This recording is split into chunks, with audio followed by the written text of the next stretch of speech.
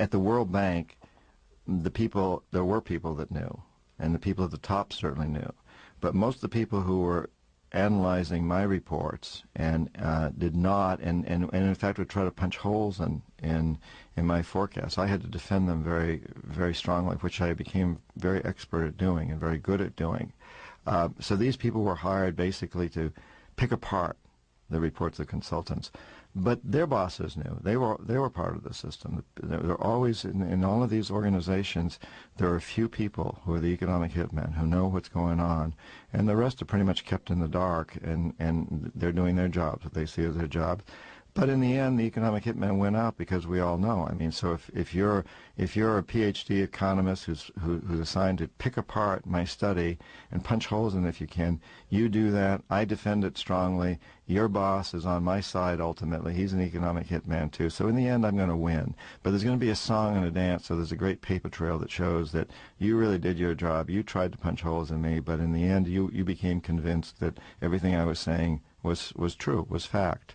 And you get promoted, and you get a good bonus. Well, maybe at the World Bank it's a different set of bonus systems, but you get the goodies too by going along ultimately.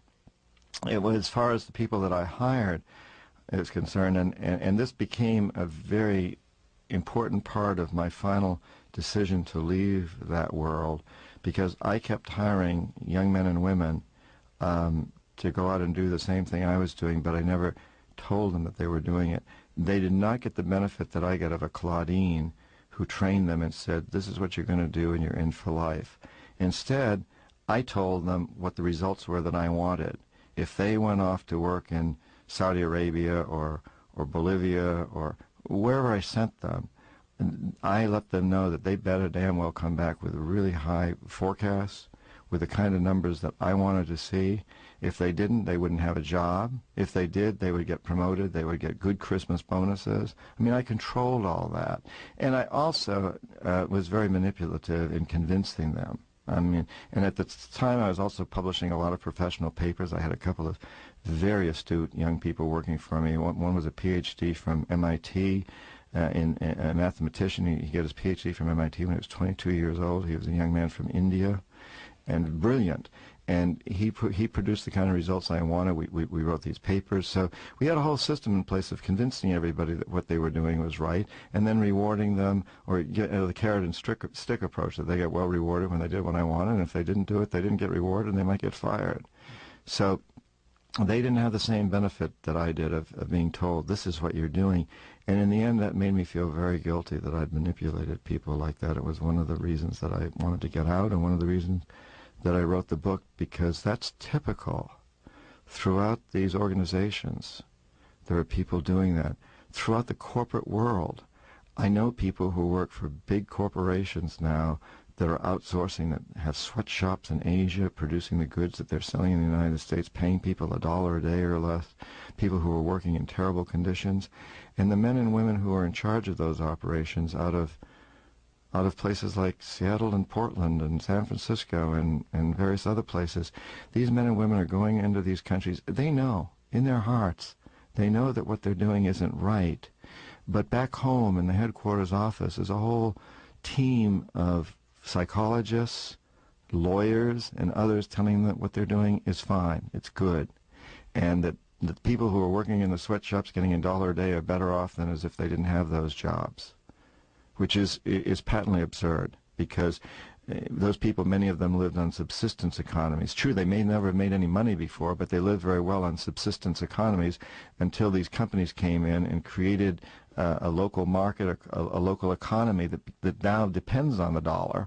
So in a very few years, they've gone from living subsistence lives and statistically having no money at all, totally impoverished statistically, but their lives are quite good, to now suddenly having to work for these big corporations, working in these sweatshops, making $1 a day, dependent on the dollar economy, or maybe it's $10 a day, whatever, but dependent on that money, and this subsistence existence they had before is gone, and then that company the next year decides that the labor pool is cheaper someplace else, and they move out. And these people who become dependent on these pittances they've been paid by our companies suddenly don't have even the pittance. And it's a terribly tragic situation. And the men and women who are the equivalent of the corporate economic hit people who are doing this, I know them. I know a number of them personally. In their hearts, they know what they're doing is wrong, but they're being well rewarded. Their families are being taken care of. Someone's patting them on the back saying, isn't it wonderful that you're making it possible for these people to get $1 a day? And they have a whole team, as I said before, psychologists, economists, and lawyers telling them that everything they do is perfectly good and for the best and for the best of the world. That's how we build empire. So tell us about Panama, because it became evident when you read the book that you actually ended up having a friendly relationship with that country's leader. Omar Torrijos, yes, I would like to think of him as a good friend. And, you know, as I think I said earlier, Mike, sometimes when I look at my own story, I just heard you ask that question, I'm thinking, Omar Torrijos, when I first went to Panama, his picture was up on this billboard, and he was a mythical figure to me. He was probably going to be up for a Nobel Prize had he not been assassinated. He was a bigger than one of these bigger than life people, and to think that I spent time with him and met him, as I look back, is just pretty amazing to me. This young man from rural New Hampshire, and my life, it seems unbelievable to me at times. If I hadn't lived it, I'm not sure. And as you read the book, I tried to write it to bring out some of that feeling. And sometimes it reads more like a James Bond novel, I think, than the biographies of most economists. But that's the life I lived. It was that way. Great food, great booze, fast women, and lots of power, money, sex, the whole works, you know. And Omar Torrijos was a magnificent man. He had his faults, like everybody. But he saw that clearly what I was going to do. He invited me to this little bungalow outside Panama City to have a private meeting with him. And he said, look, you know, I know what you're doing. I know the game you guys are playing.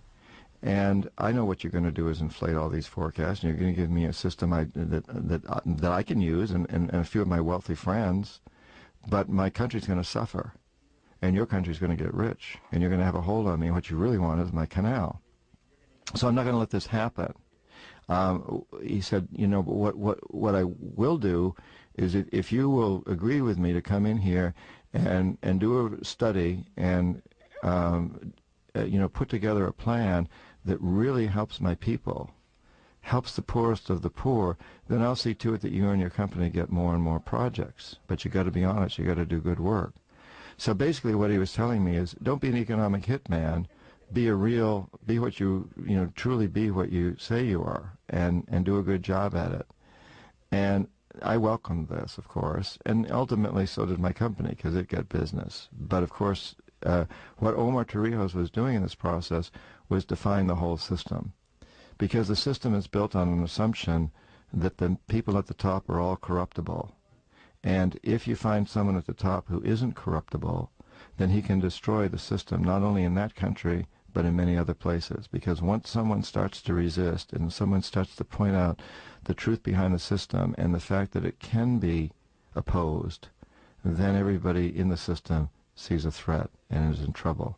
We've watched this happen so many places. Arbenz in Guatemala, Allende in Chile, Torrijos in Panama. We've seen it happen in Africa. We've seen it happen in Asia, in the Middle East. We've seen it happen over and over and over again. And these men who take that stance are taking their lives in their hand, literally.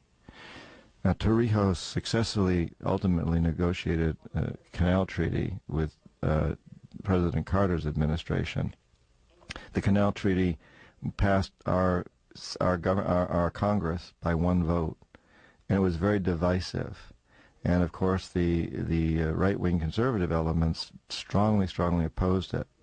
The other thing that was happening is that Torrijos was negotiating with the Japanese to build a sea-level canal. The current canal is based on locks, and it can't take the largest of our ships. And so a sea-level canal would be able to do this. So the Japanese were saying that they would finance it, and then, of course, if they financed it, they would construct it. Well, this deeply upset our big construction companies. And at that time, the president of one of those largest companies was George Shultz, the senior counsel lawyer on that at Bechtel was Caspar Weinberger. They were very incensed that Torrijos was even talking to the Japanese about this. After the Canal Treaty was negotiated, Carter then lost the next election to Reagan. Shultz came out of being president of Bechtel and became Secretary of State. Weinberger left Bechtel and became Secretary of Defense. And the Reagan administration tried to renegotiate the Canal Treaty with Torrijos. He wouldn't do it.